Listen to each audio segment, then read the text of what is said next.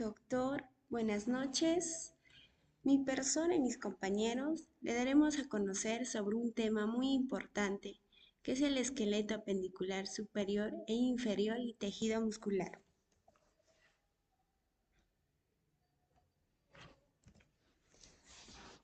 La introducción. Nosotros hablaremos sobre la estructura compleja y funciones que combina diversos sistemas interrelacionados dentro de la anatomía, que está el esqueleto apendicular y los tejidos musculares. Juegan un rol esencial en la locomoción, el soporte y la interacción con el entorno. Eh, Iniciaremos con el esqueleto apendicular. ¿Qué es el esqueleto apendicular? El esqueleto apendicular es el conjunto de huesos que conforman la parte móvil del esqueleto humano. Además, el esqueleto apendicular va a estar dividido en extremidades superiores e inferiores. Aquí, como podemos ver en esta imagen, todos los que ven de color rosado son el esqueleto apendicular. Entonces, la parte superior es desde la cintura pélvica. El esqueleto apendicular superior va a estar conformado por dos omóplatos o escápulas, dos clavículas, dos húmeros, dos cúbitos, dos radios y 27 huesos de la mano, distribuidos en carpos, metacarpos, falanges. En este falanges va a estar el falange proximal, medial, distal. Como todo lo que podemos observar en las imágenes, esto es el esqueleto apendicular superior. Aquí podemos ver el omóplato, que son dos, el húmero, podemos ver radio, el cúbito, que son parte del brazo. Iniciaremos por la cintura escapular. La cintura escapular va a estar conformado por, por la escápula y la clavícula. Acá, como podemos observar, acá vemos la clavícula y la escápula o el omóplato. En ese sentido, es un anillo óseo incompleta por la cara posterior, formada por las dos escápulas por delante y las clavículas por detrás, que se completa por delante con el manubrio del esternón. Hablaremos sobre la clavícula. El hueso es un hueso largo con doble curvatura en forma de S itálica. Mantiene unido al miembro superior al tronco, presenta dos extremidades, esternal que se articula con el maniobro y el acromión con la escápula. Sirve como soporte rígido del que se sostiene el miembro superior y la escápula. Transmite los impactos traumáticos del miembro superior al esqueleto axial. Entonces, aquí podemos ver la clavícula. Entonces, la clavícula va a tener una porción medial y una porción distal. Y esto vendría a ser el cuerpo de la clavícula y las extremidades external. Acá vemos la cara articular external. También tenemos el tubérculo conoideo y la extremidad acromial. La escápula. La escápula es un hueso triangular, plano y delgado constituido por tejido compacto y una capa intermedia de tejido esponjoso. Posee tres ángulos. Va a tener un ángulo superior, inferior y externos, ¿no? Pero en sí, en realidad, el ángulo inferior solo es el nombre, pero en sí lo que la escápula va a tener es tres partes, tres porciones, así se podría decir, una porción superior, una porción inferior y una porción medial. Hueso del brazo, el húmero. Sabemos que es uno de los huesos largos, ¿no? Es un hueso largo que posee un cuerpo formado por hueso compacto y un canal medular, y sus extremos contienen hueso compacto y un canal medular que contiene el hueso esponjoso por dentro y compacto por fuera. Aquí podemos ver el húmero, que va a tener un cuello, una cabeza, un cuello, y va a tener también la cabeza, cuello quirúrgico, cuello anatómico.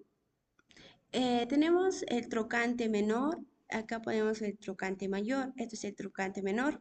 Tenemos el cuerpo, acá tenemos el tubérculo del aductor, el epicóndilo lateral y el epicóndilo medial. Hueso del antebrazo radio. Es un hueso largo, el más lateral, corto del hueso del antebrazo. Presenta un cuerpo y dos extremidades. La superior es la cabeza redondeada, descansa sobre el cúbito, seguida de un cuello y la tuberosidad. Entonces aquí podemos nosotros ver el hueso de radio, ¿no? El hueso de radio, pues nos podemos guiar con nuestra manito, como la antenita. Entonces, esto vendría a ser el hueso radial, que va a tener una cabeza también, un cuello, una tuberosidad radial, el radio, apófisis, estiloides, el radio y las articulaciones, que va a estar unido pues con el hueso cúbito. Hueso del antebrazo cúbito. Es el más medial y largo de los huesos del antebrazo. Visto de perfil tiene la forma de una llave iglesia.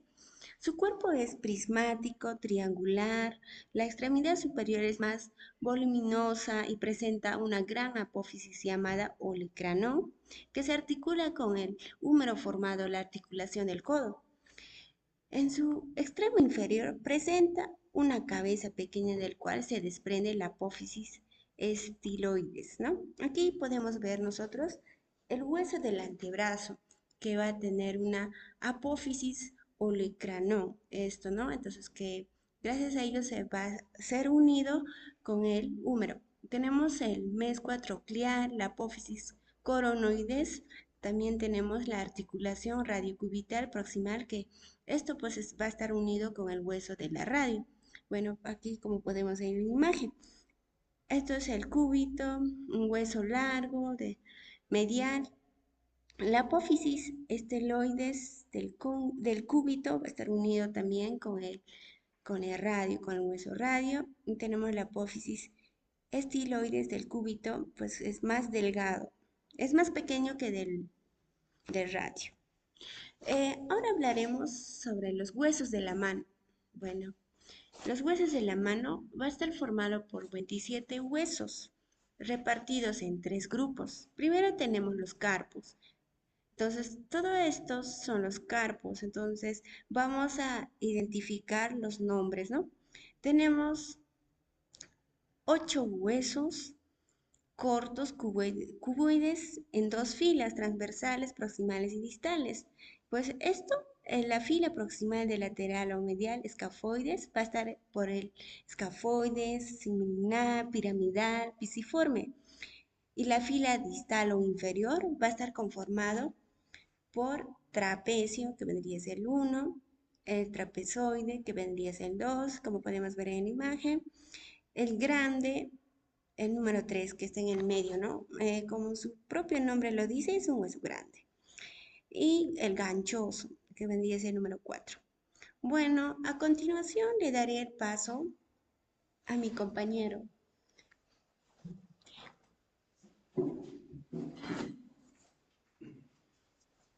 Bueno, continuando con la exposición, voy a hablar acerca de las extremidades inferiores. Bueno, dentro de las extremidades inferiores tenemos la pelvis, la pierna, el tobillo, el pie. Bueno, en la pelvis, como podemos ver en la siguiente imagen, tenemos la cresta ilíaca, la base del sacro, el ilión, ¿no? Que es la cara de la pelvis, es la parte más grande de la pelvis. También tenemos la pubis, el isquion, la sínfisis, que es la parte media de la pelvis, el agujero obturador, ¿no? Es el agujero que está en la parte inferior del ilión. También tenemos la cavidad cotiloidea y bueno, en la base del sacro, en el plexo sacro, tenemos, ¿no? El agujero uno, 2 y 3, ¿no? La pelvis es la parte baja del tronco, sostiene el peso de la parte superior del cuerpo, ayuda al equilibrio, a caminar, protege la vejiga, los órganos reproductivos, el colon y el recto.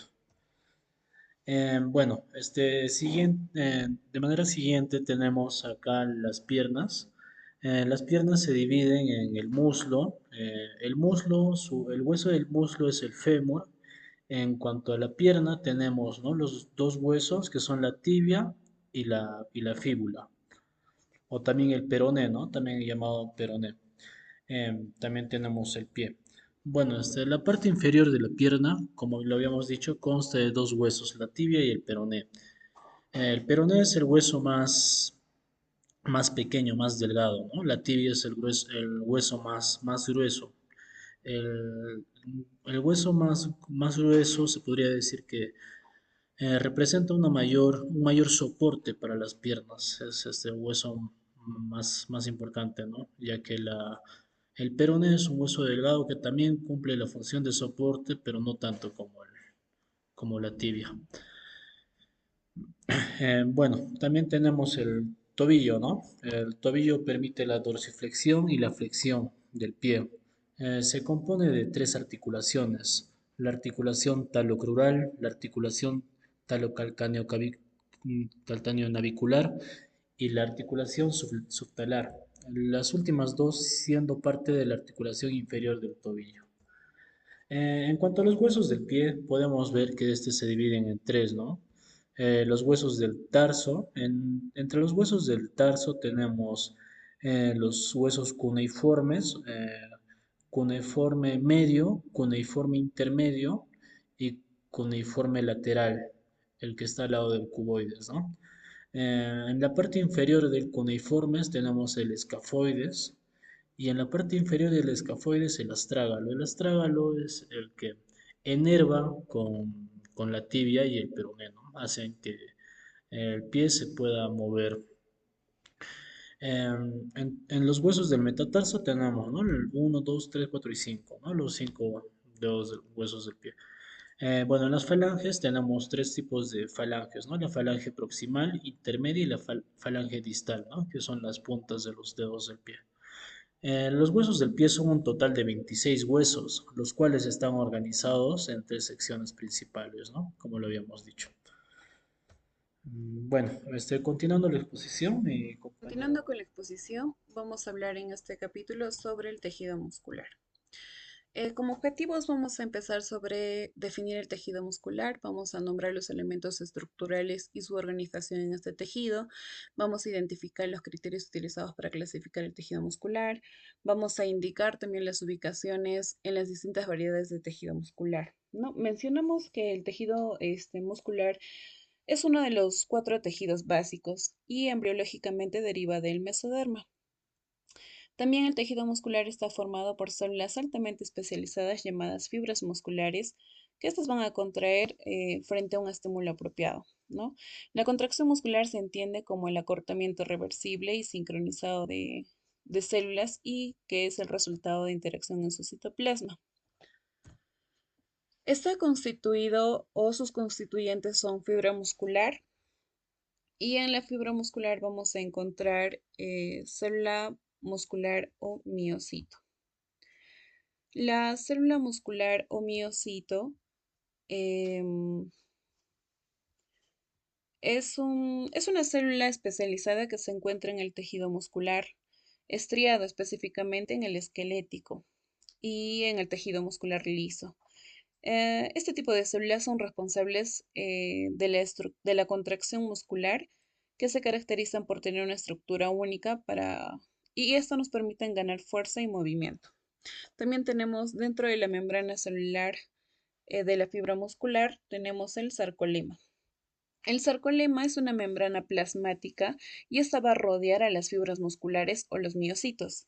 Es una estructura delgada y semipermeable que va a separar el citoplasma del miocito y del entorno extracelular. También tenemos el citoplasma. En el citoplasma encontramos al sarcoplasma. Son células musculares, también conocidas como miocitos. En la sustancia gelatinosa que se lleva en el interior del miocito se rodea los miofilamentos y estos componen reacciones contráctiles con la fibra muscular. También tenemos el retículo liso y encontramos el retículo sarcoplásmico. Este es un tipo de retículo especializado que se encuentra en las células musculares. Este tipo de constituyentes juega un papel crucial en la regulación de la contracción muscular. En las mitocondrias vamos a encontrar los sarcosomas. Este tipo de tejido son un tipo de orgánulo presente en las células musculares. Son estructuras especializadas que contienen enzimas y proteínas necesarias para la degradación y reciclaje de proteínas. También tenemos a los filamentos contráctiles, a los filamentos. Estas son estructuras proteicas que se encuentran en las células musculares. Estas están compuestas por varias proteínas, incluyendo la actina, miosina, tropomiosina y la troponina. Dentro de sus funciones está la locomoción, el latido cardíaco, peristaltismo y segmentación en el tubo digestivo. A esto se refiere que es un movimiento muscular coordinado y rítmico que se va a producir en los órganos huecos del cuerpo, como el esófago, el estómago, e intestino delgado y el intestino grueso.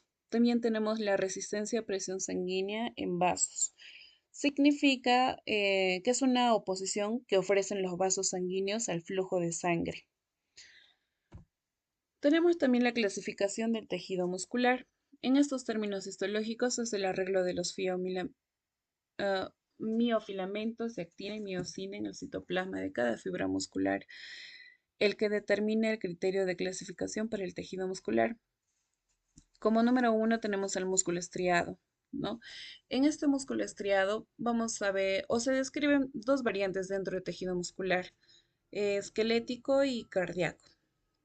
También este tipo de músculo estriado va a presentar un citoplasma estriado transversalmente cuando lo observamos al microscopio.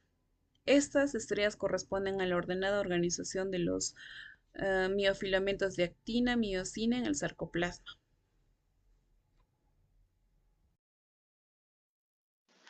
Bueno, seguidamente yo les voy a dar a conocer sobre lo que son los tipos de tejido. Tenemos lo que es el tejido muscular liso, tejido muscular cardíaco y el tejido muscular esquelético. El tejido muscular liso.